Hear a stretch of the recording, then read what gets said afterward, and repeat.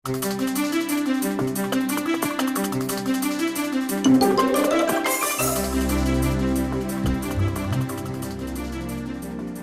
po natin sa Bayanihan Church Planting, page 46. Next topic natin ay sample schedule. Ang isang mahalagang bagay sa church planting ay consistency. Kailangan bawat miyembro ng team ay magiging consistent. So nakita natin yung schedule for the whole year for the church planting project. Yan ang malaking schedule. Pero yung schedule ng bawat isa ay mahalaga din. Kung consistent ang bawat isa, malaking chance bubuin yung church. Pero kung inconsistent ang ginagawa, kung minsan pumupunta, kung minsan hindi, malaking chance mawawala ang outreach na yan, mamamatay ang church planting project na yan, hindi bubuin ang church. So makakatulong kung meron schedule. Dito po sa monitor, makikita natin ang sample schedule ng isang team leader ng isang church planting project. Ang team leader na ito ay tent maker, meron siyang full-time na trabaho. Ganito po ang schedule niya. Makikita po natin, from 7 to 8 o'clock, Monday morning, sasakay sa FX, habang sumasakay, magbabasa ng Bible, mananalangin. Tapos, 8 to 5, pasok. Pag-uuwi, from 5 to 6, sasakay sa FX, magbabasa ng assignment sa Your Church Can Multiply. Yun, para matupad niyang lahat. Tuesday, ganoon din. Umaga, sasakay sa FX, magbabasa ng Bible, mananalangin. 8 to 5, pasok. Pag-uwi, 5 to 6, tapos na siya sa Your Church Can Multiply. Hindi kayang basahin pa, magpapahinga na siya. Pwede na matulog pa uwi. Tapos yung schedule niya, Wednesday, Thursday, Friday, ganoon din. Sa Saturday, anong gagawin? Punta siya sa Target Barangay? Family day na. Maghapon Saturday, kasama sa kanyang pamilya. Tapos Sunday, schedule niya, sa umaga, worship sa Mother Church. Sa hapon, purong outreach Bible studies. Meron isa, 2 to 3. Meron isa, 3 to 4. Meron isa, 5 to 6. So bawat linggo ng hapon, meron siyang 3 OBS.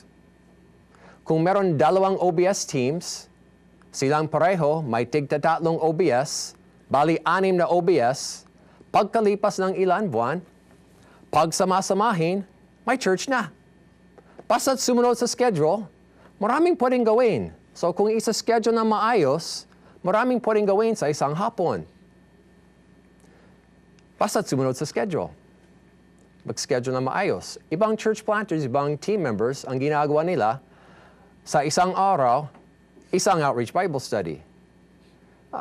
Pwede din, pero sa isang araw, maraming pwedeng gawin. Kung isang outreach Bible study, mahirap buuin ang church. Pero kung marami, schedule na maayos, talagang pwede. On Sunday ng hapon lang, 2 teams of planters, 4 people, pwedeng magbuo ng church. Pwede. Alam ko yan dahil nagawa ko na yan. Hindi ako full-time church planter. Weekend church, part-timer lang. Sa mga weekdays, ako ay nasa seminar, o nasa office, o nagsusulat ng mga materials. Pero sa linggo ng hapon, dyan sa church planting. Linggo ng hapon, pwede magbuo ng church. Nung naibahagi namin ito, last time sa isang network, isang nagtanong, sabi niya, Kuya Dave, kung 3 OBS sa isang hapon, di nakakapagod? Halos nagalit ako. Sabi ko, oo nga, nakakapagod din eh. Handa ba tayong mapagod? Ang gusto niya, isa lang, tapos mahabang merienda. Oo nga, nakakapagod din. Pag uwi sa bahay, pagod na. Pero, kahit ganoon, gagawin natin para mag-plant ng church. Kung minsan, sinasabi natin, I love you, Lord. I praise you, Lord. I do anything for you, Lord. I'll die for you, Lord. Pero, baka mapapagod ako eh. Sige na, mapagod na tayo. Ano mas mahalagang saan gusto natin mapagod? So maganda. So mag-schedule na maayos. Pagkatapos ng 3 OBS o higit pa, uwi tayo. Pagod na, may galak pa. Yan. So, schedule na maayos. Actually, ang trabaho ko po ay isang full-time bookkeeper sa isang Christian organization. At ang work ko po ay nagsimula po from Monday to Friday. Ako po ay isang high school teacher. Finokus ko po ang Saturday and Sunday para sa gawain ng Panginoon. Sa ganong schedule, nakapag-plant kami ng church sa tulong ng Panginoon, sa Bayanihan Church Planting at saka sa commitment ng mga kasama naming grupo. Sa tulong ng Bayanihan Church Planting at saka sa Church Planting team, kami po ay nakapagbuo po ng isang church sa loob ng isang taon. Okay, dyan sa sample schedule sa page 48 sa Bayanihan Church Planting, meron mga blanks dyan. So ang gagawin po natin ngayon, bawat team leader and coach mag-uusap, ano ang magiging schedule mo, team leader? Ano ang magiging schedule nyo sa inyong church planting project? Okay? Sige po, pag-usapan nyo. Please pause the video for 3 minutes.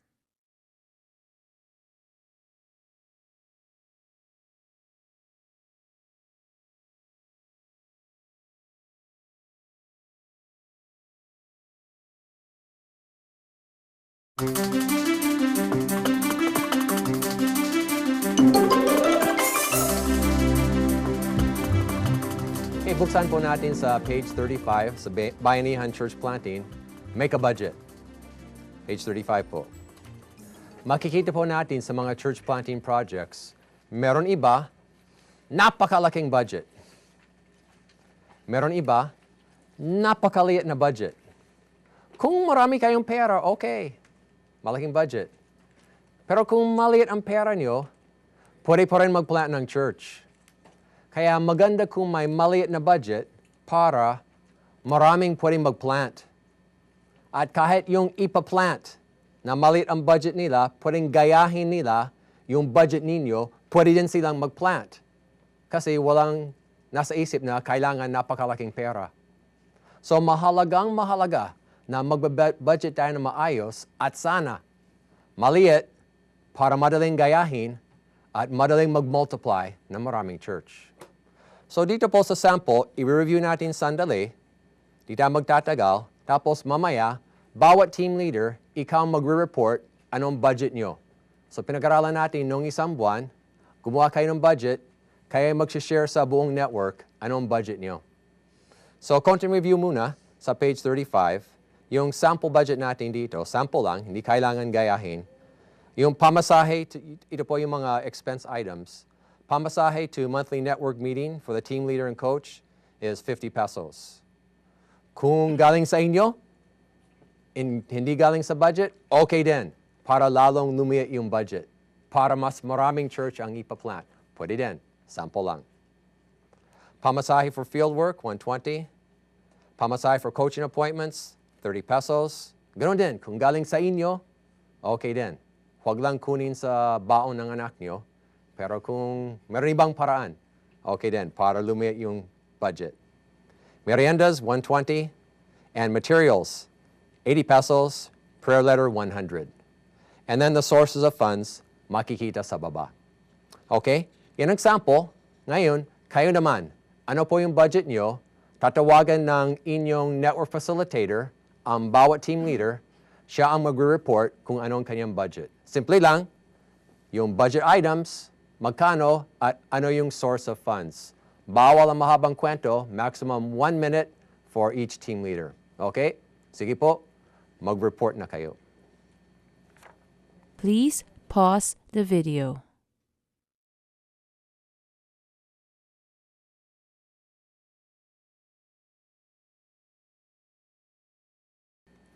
Okay, salamat po sa inyong mga reports. Maayos ang mga budgets nyo. Maraming budgets na maliliit para maraming may pa-plant. Kaya lalo maganda yan. Isang suggestion, kapag gumawa kayo ng inyong budget, titiyakin nyo na pag-usapan din sa leaders ng Mother Church. Ang nangyari sa ibang network, yung team gumawa sila ng budget, meron silang inasahan from the Mother Church, di alam ng Mother Church. Hindi pinag-usapan.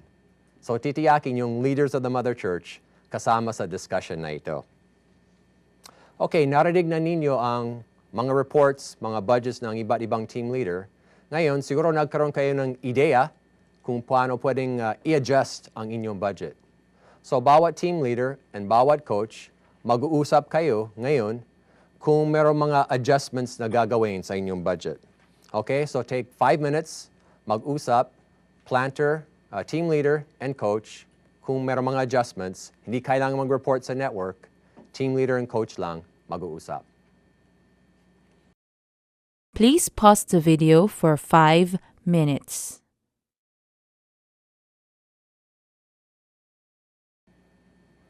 Okay, siguro nagkaroon kayo ng konting adjustments sa budget A. Yan ang pinakamahalaga sa ngayon para magsimula. Meron din tayong budget B, yung mga gamit na kailangan for the worship service. Tapos yung ongoing budget, budget C. Kung gusto niyong gawin sa lalong madaling panahon, mas maganda para mag-isip ngayon anong mga expenses na darating. Pero yun lang ang kailangan sa ngayon ay yung budget A. Meron isang talata na gusto kong ibahagi bago tayo magwakas sa topic tungkol sa budget. Sabi ng Matthew 17:27, sabi ni Jesus, "Go to the lake and throw out your line. Take the first fish you catch. Open its mouth, and you will find a 4 drachma coin." So sabi ni Jesus, mag-fishing kayo. Doon sa nahuli, doon din ang mga resources para makapagpatuloy. Magandang pananaw sa church planting. Kung saan tayo ay manghuhuli, doon din mayroong mga resources para makapagpatuloy at multiply pa. The resources are in the harvest. There are resources in the church, but there are more resources in the harvest than in the church. Di paligtas, pero potential yan eh. So kapag meron tayong tao maabot sa target barangay, from them come the resources para ma-sustain yung bagong church. Siguro meron tayong konting gasto sa una pa lang. Pero sa lalong madaling panahon, aalisin natin yan at hahanapin natin yung resources from the harvest para sila ay magsusuporta sa church nila. Kapag sila ay magsusuporta sa church nila, iba ang damdamin. Kapag tayo ay nagsusuporta sa church nila, mas pababayaan nila yan. Ang mahalaga, yung resources ay galing sa kanila. At nandun na. The resources are there in the harvest. Sila ay magsasustain sa church na yan sa katagalan at sila ay magpaprovide para magparami pa. Naway yan ang mararanasan natin. Tutuklasan natin the church, the resources that are in the harvest.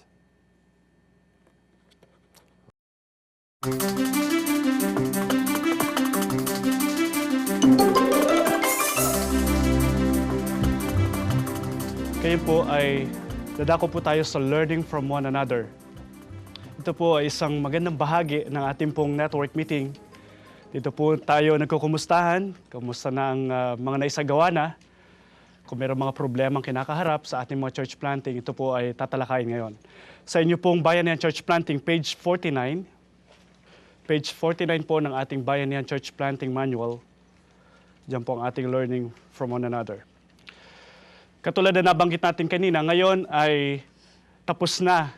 Sinagawa natin noong nakaraang buwan ang recruiting a team. At siguro ilan sa atin ay may mga nagsama ng ating pong mga team members sa network. Gusto nating pasalamatan ng Panginoon sa buhay po ng mga kapatid na ito. Or kung hindi nyo man isama ay siguro magandang ipagpasalamat sa Panginoon ng mga bagong recruit natin ng mga team. At pwede po ba nating purihin at pasalamatan ng Lord sa mga bagong team members? Pwede po ba nating palakpakan ng Lord sa kanilang mga buhay? Amen. So mas marami na ngayon ang mga magiging taga-ani sa hinog na anihin sa gawain po ng Panginoon. Ang mga team members po natin ay ating pong in-encourage na sumama po palagi sila ay welcome palagi sa ating pong network meetings, pero hindi sila required. Katulad po ng mga team leaders at mga coaches.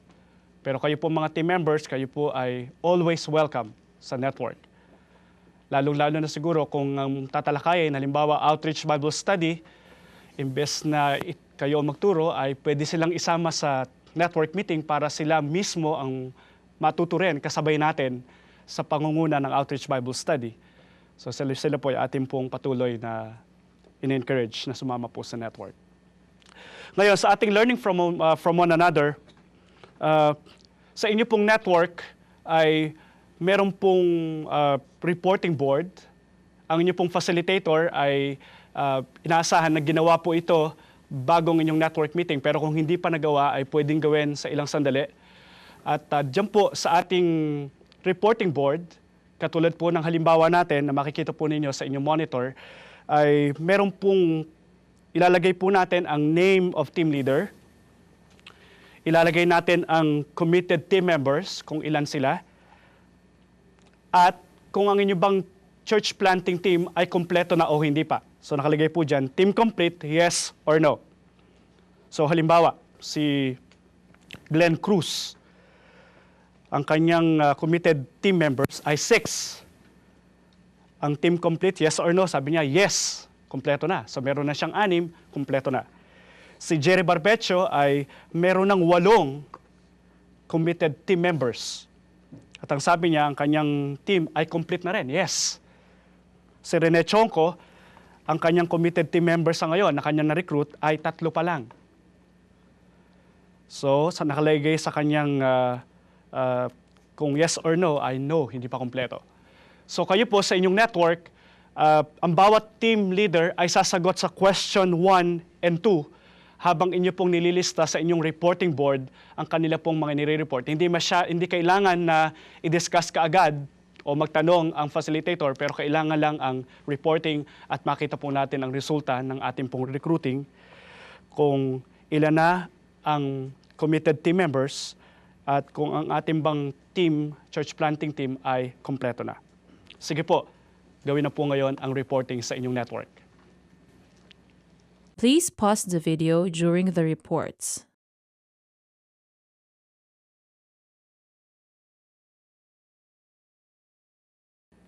Okay, salamat po sa inyong mga reports, mga team leaders. Kapasalamat tayo sa Lord sa mga church planting teams na kompleto na at siguro yung iba ay patuloy pa ang recruitment. Dadako po tayo sa question number 3 hanggang 6.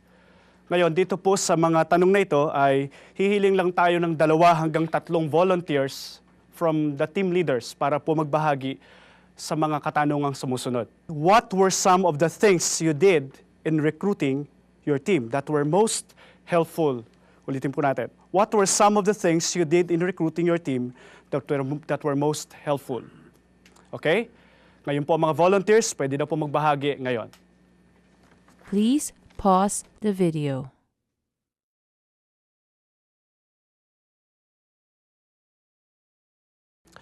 Dadako po tayo sa question number 4. What encouraging developments that the Lord has provided as you recruited your team? What encouraging developments as the Lord provided as you recruited your team? Sige po, 2 to 3 volunteers, magbahagi na po kayo ngayon. Please pause the video.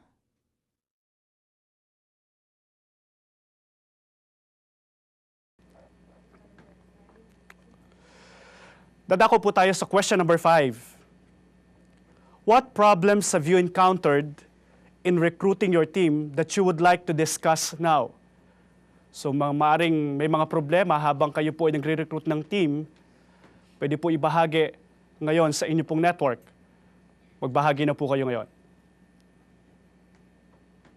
Please pause the video.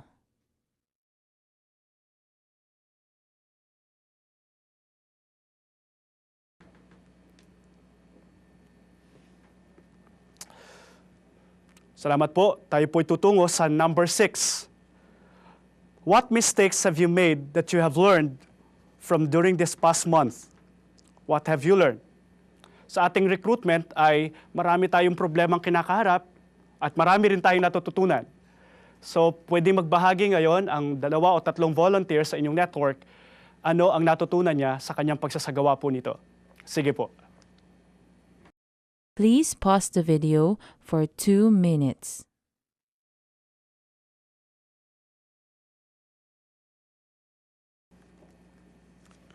Ngayon, hilingin po natin sa mga team leaders na isubmit ang inyo pong mga position description. Pinag-aralan po natin ito noong nakaraang network meeting na ang bawat team leader ay susulat po ng inyong position description sa bawat team member na kailangan po ninyo.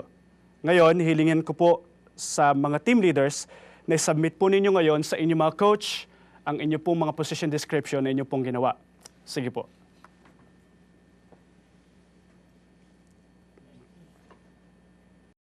Please pause the video.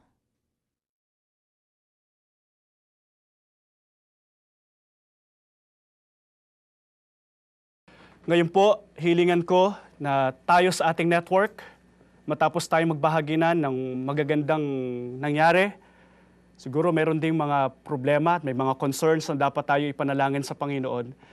Tayo pong lahat ay tatayo at hilingin po natin ang bawat isa po sa atin ay mananalangin sa mga concerns, marahil mga problema, mga kailangan natin ipanalangin. Una, magpasalamat sa Panginoon at pangalawa ay papanalangin po natin ang mga items na dapat po natin ipanalangin. Pagkatapos manalangin ng lahat, hilingin natin kay facilitator na manguna po sa panalangin sa inyong pagwawakas ng learning from one another.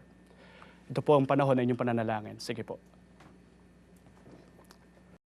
Please pause the video for prayer.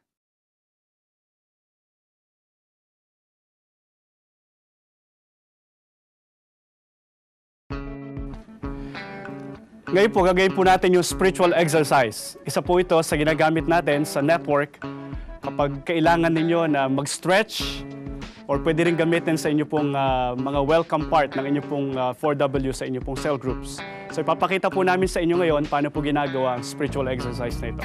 Tayo po lahat ay tumayo. At ngayon po, susunod po kayo sa akin. Okay? So, pabanggitin ko po at akin pong i-action, susunod po kayo sa akin. Kayo po sa inyong network, pwede po kayong sumabay at sumunod din po sa amin habang aming gagawin.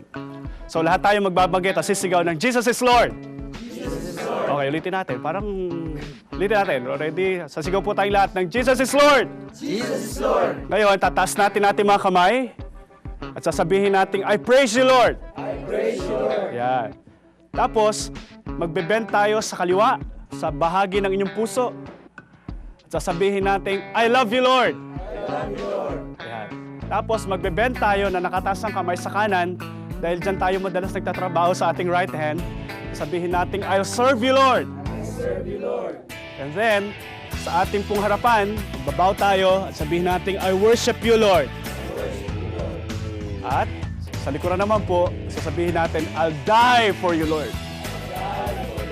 Ulitin po natin. Sabay na po tayo nga. Ready, goes. Jesus is Lord. Jesus is Lord. I praise you, Lord. I praise you, Lord. I love you, Lord. I love you, Lord. I'll serve you, Lord. I worship you, Lord. And I'll die for you, Lord. Okay. Salamat po. Pagpalain po kayo ng Lord.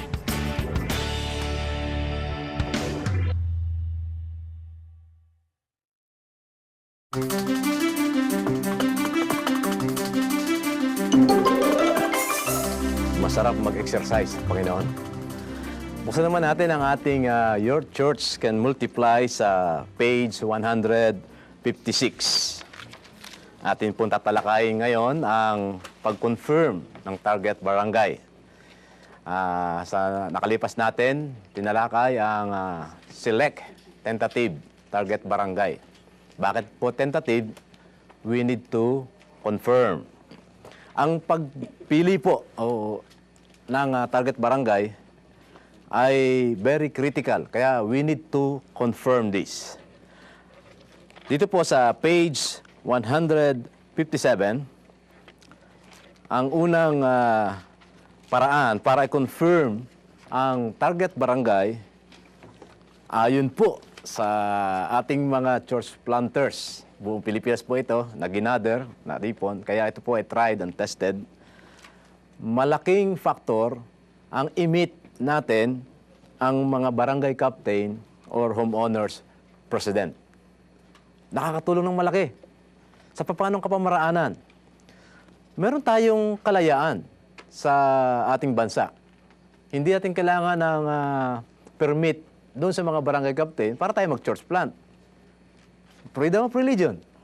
Pero, malaking bagay kapag sila ay ating nimit at nakuha natin yung kalooban nila, nakakatulong sa church planting. Nung minit namin yung aming barangay captain, ay nagkaroon kami ng opportunity na maibahagi din yung salita ng Diyos sa kanya at sinabi namin kung ano yung pakay namin. Sa amin po malaki ang naitulong ng pakikipagkilala at pakikipagkausap sa barangay captain dahil po sa pagkakaroon namin ng iba't ibang activity, nahihingi po namin ang kanilang suporta. Then after that, every time na pumunta kami sa area ay at nasasulubong namin siya, hindi kami stranger para sa kanya. And every time na may mga gathering kami, mga gagawin kami, in-invite din namin sila at nakakatulong sila sa manpower, lalo na sa security. At natutugunan po yung iba naming pangangailangan tulad ng pangangailangan namin ng malaking venue dahil alam po ng barangay captain kung ano po yung aming ginagawa sa loob ng komunidad. So kami po ay nasusuportahan. Na ipoprovide ang venue na aming kailangan, nabibigyan kami ng mga upuan kung kailangan namin ng mas maraming upuan at sila mismo yung nagdadala, may libreng tanod na tagabantay pa. Pangalawa, ito pong sa page 158, meet the other local pastors if there are any. Malaking tulong din po kapag i-meet natin ang mga pastors sa lugar na ating target barangay. Also, sa page 159, kausapin natin kung meron pong mga ministerial fellowship, yung leadership nito. Uso na po ngayon yan. Bawat lugar, bawat city, bawat bayan, meron ng mga ministerial fellowship. Doon po namin na-confirm na ang Puok Dos ay wala pa pong Christian Church. Kaya sa ngayon po ay doon kami nakatalaga bilang magtatayo ng bagong iglesia. Nakakatulong din po sila sa pamamagitan po ng mga pag-contacts ng mga tao na kakilala nila doon sa lugar ng Puok. Pang-apat po na basihan para ma-confirm kung talagang ito yung ating target barangay. Make an ocular inspection. Maaaring sa research, isa lang ang church. Pero pag in-inspection mo, ocular inspection, nakatama, 10 na pala. 60 ka na. So, huwag ka na makipag-agawan doon. Very important. Pag tayong pabigla-bigla ng pasok nang hindi natin kino-confirm. Ang ocular inspection ang aming unang ginawa para ma-determine namin kung ano yung dapat naming i-consider. Nag-divide kami ng mga streets para maikot lang namin lahat. Dahil doon, may mga nag-respond na gusto nila magkaroon ng Bible study, gusto nila magkaroon ng counseling. So, nagkaroon kami ng way na mabisita sila. So, yun po ang pang-apat. Make an ocular inspection. Panlima po, make sure the members of the church planting team match up with the people in the target barangay. Ano po ang kahalagahan nito? Again, pagka meron po tayong research patungkol sa target barangay, maimamatch natin. Kapag match po sila po ay mas effective. Kagaya po ng ginawa nitong si Pastor Johnny ng Tondo, Manila. Siya po ay nag-church plant sa isang dump site, sa isang lugar doon. So, siyempre, ang nakuha niya doon ay yung mga nakatira doon sa paligid ng dump site. Ano bang kabuhayan doon? Namumulot ng basura, no? Oo.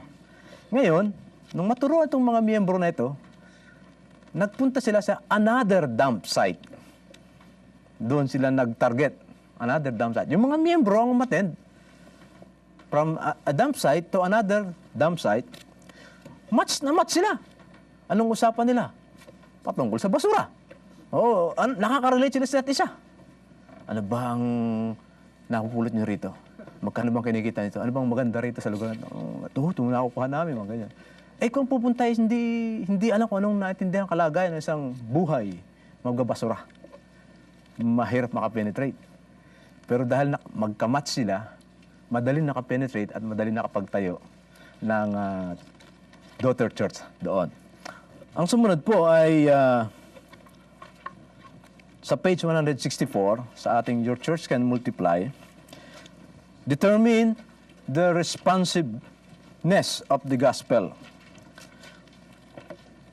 Alamin natin kung gaano sila kahinog na sa salita ng Diyos o hindi pa.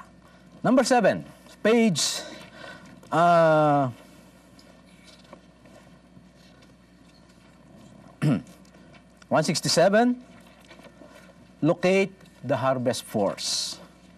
Ang harvest force ay ito po yung mga mamamayan sa lugar, sa target barangay natin na maaaring sympathizer sa mga Christians or maaaring mga nakakilala sa Panginoon sa ibang lugar.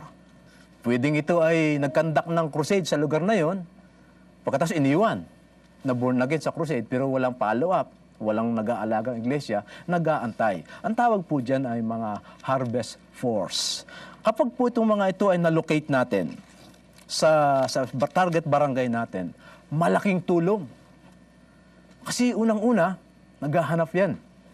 Kung makakakita kayo ng getong maraming tao, malakas po ang inyong church planting team.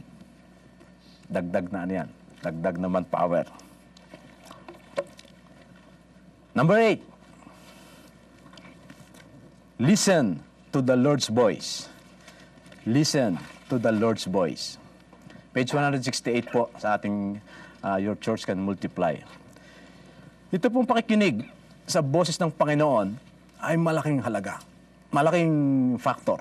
Isa pong aking karanasan dyan, doon po sa Mindoro, meron pong island yung katapat na tinatawag na Iling. Pagka mabilis ang basa, Iling. Ang pakinig mo, Iling. Marami na po palang missionaries na nagpunta doon, pagbalik, umiiling. Umiiling. Hirap sila. Ilin Island po yon, Ilin Island. Isang araw, in-impress sa akin ng Panginoon na puntahan, bisitahin. So, ang ginawa ko naman, tinawag ko yung aking mga team, mga leaders ko, sabi ko, mga kapatid, ipag-pray nyo nga ito kasi in-impress sa akin na tayo pumunta doon sa island na yon. So, nag-pray sila. After 1 week, bumalik, sabi nila, Pastor, meron po kaming kapayapaan. So, united kami, isa ang aming impression. So, nag-set kami ng date. Pagdating doon, ang purpose namin is ocular inspection at saka meet the barangay captain lang. Pero alam niyo ho nangyari? Pagdating doon, nung ma-meet namin yung barangay captain, yung barangay captain ay naalaman ng aming sadya, siya mismo ang nagbahay-bahay doon sa mga constituent niya at ginather doon sa barangay hall. Kami nagulat. Anong gagawin namin? Andiyan na yung mga tao.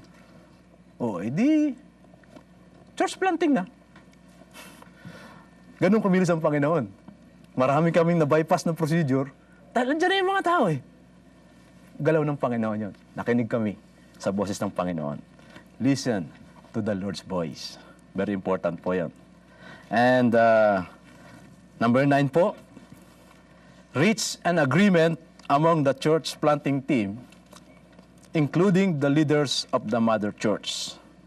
Again, ito po ay very important sapagkat kapag may unity, iba ang galaw ng banal na espiritu. Pero pag may disunity, iba rin ang galaw ng kalaban, mas malakas. So importante po ang may agreement ang church planting team at ang mother church. Meron po tayong survey dito, pero hindi na po natin kailangan, not necessarily, na gawin ito. But, kung inyo pong gagawin ito,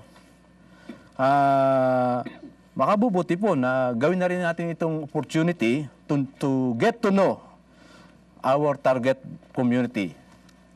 So, makakatulong po yan. Sa page 171 po ng ating Your Church Can Multiply. Alin po sa mga ito ang madaling maneglect? At kung sakaling ma-neglect, ano kaya po ang resulta? Ito po tatalakayin niyo sa inyong grupo. Magdi-divide po tayo into 2 teams. No? Meron po tayong 15 minutes to discuss this. No reporting. Sa inyo lang pong mga grupo. Pag-usapan niyo po ang kahalagahan yan. Ulitin ko po, alin sa mga ito ang madaling ma-neglect? At kung ma-neglect, ano kaya ang resulta? Sige po, maggrupo na po tayo. Please pause the video.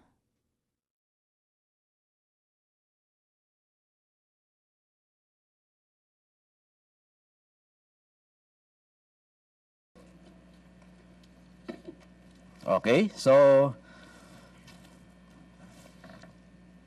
sa ating pong natalakay, mapapasin po natin na lahat halos mahalaga yan. No? Kapag meron pong isang hindi nagawa, malaki ang epekto sa church planting. Medyo mahihirapan tayo. Magkakaroon ng hindi magandang mangyayari. So it's very important na i-apply po natin lahat yan sa ating church planting. Huwag niyo pong kalilitaan kahit na isa lang maliit na bagay. Sapagkat yan po ay napatunayan na tried na sa maraming pagkakataon, sa iba't ibang kultura, sa iba't ibang sitwasyon. At yan po ay napatunayan na kapag mayroong pong hindi ginawa, mayroong hindi magandang mangyayari. Pero pag ginawa naman, maganda po ang resulta. Mas smooth ang ating church planting. Praise God! Ang sabi po ng Panginoon, He would give us the nation. Ano ho? I-desire lang po natin ng ating mga puso. Ang gagawin po natin, tayo po ay mag-dedicate ngayon, aawit tayo at ating pong i-desire na makapag-church plant sa mga unreached barangay.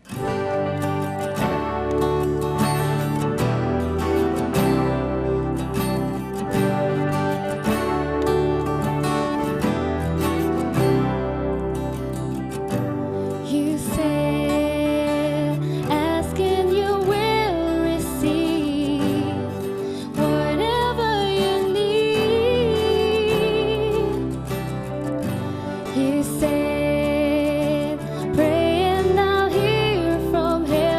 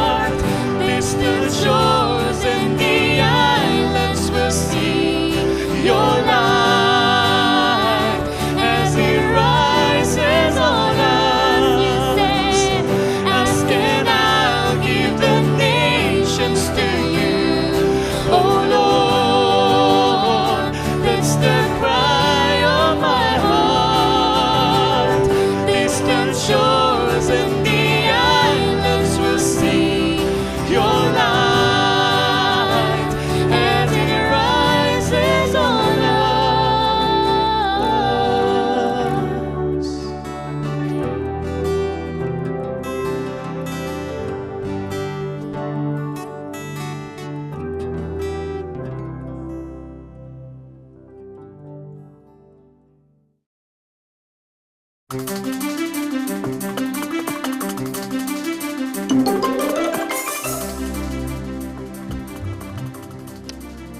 mga church planting na nagsagawa ng maraming evangelism, nag-crusade na, showing, at maraming ginawang mga approaches para magkaroon sila ng maraming mga tao na tatanggap sa Lord, pero parang hindi masyado naging mabunga.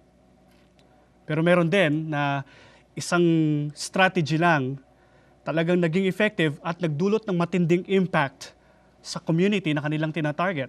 Ano po kaya ang kakaibahan? Ito po ay napatunayan na ng Natural Church Development ng isang pag-aaral na hindi lang kailangan na may evangelism. Ang kailangan ay need-meeting evangelism. Dapat alamin ang pangangailangan ng komunidad na ating pong tina-target at yan ang gagamitin para mag-evangelize sa mga tao sa target area.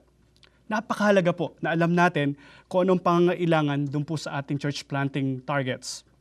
Halimbawa, si Pastor Dominador Herrero ng Montalban, napag-alaman niya na ang kanilang target area ay yung mga tao doon natatakot sa maraming spirito sa kanilang mga tahanan. Ang ginawa niya ay nag-offer siya ng free house blessing at talagang naging malaking impact, nagdulot ng magaling na bunga sa kanilang ministry. Si Pastor Omar Fadul in Antipolo found a need to overcome guilt in unmarried couples. He offered massive libreng kasal. Talaga nagbunga ng matindi. So, napakahalaga po bilang tayo ng mga team leaders, mga church planters, na alamin ang pangangailangan ng needs ng ating pong target barangay. Hindi natin ito pag-aaralan ngayon in detail, pero sa ating pong mga bayanihan manual, doon po sa page 50 to 54, ay meron po tayong turo doon patungkol sa how you will determine the needs of your community. Hihilingan kayo, ito'y gagawin natin, pag-aaralan po ninyo, isasagawa, hindi lang basta babasahin ng pag-aaralan, isasagawa, at sa susunod nating network meeting ay ating pong magbabahaginan tayo patungkol po sa ating mga nadiskubre at naisagawa patungkol po sa determining the needs. Ito po'y napakahalaga, nawa po ay maging mabunga ang ating gagawin sa bahagi pong ito ng ating pong church planting. Magpalain po tayo ng Panginoon.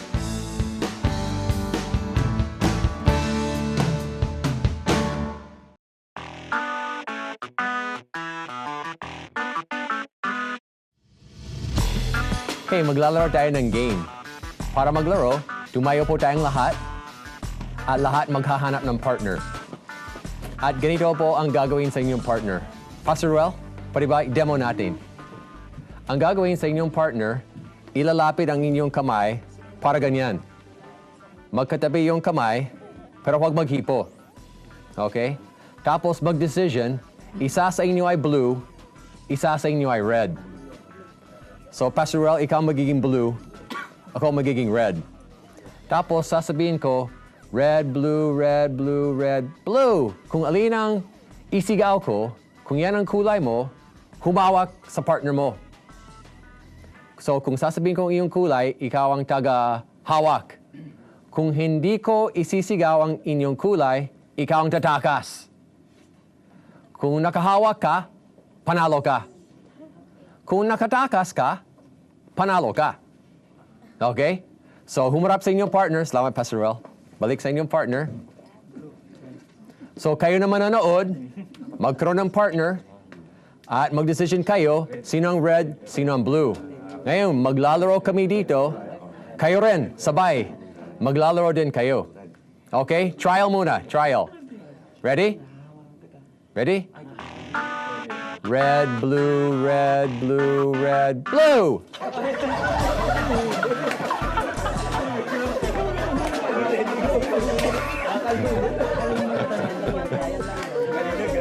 Kung humawak ka, panalo ka. Kung tumakas ka, panalo ka. Okay. Okay, game na. Game, tunay na.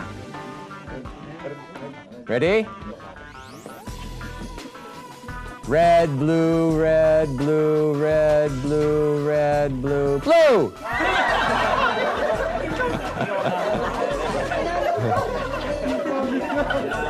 Okay, lahat ng mga panalo, nakatayo pa rin. Lahat ng talo, upo na. At maghanap ng panibagong partner.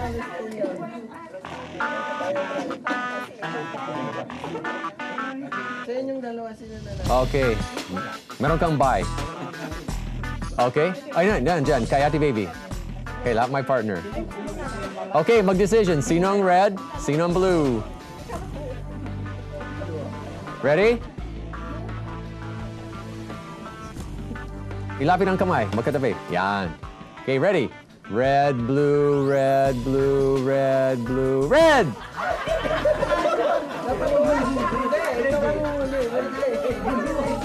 Lahat na talo, upo. Lahat ng panalo, mananatiling nakatayo, maghanap ng bagong partner. At kayo sa inyong network, itutuloy ninyo hanggang may isang panalo. Okay? Sige po, maglaro pa kayo. Please pause the video.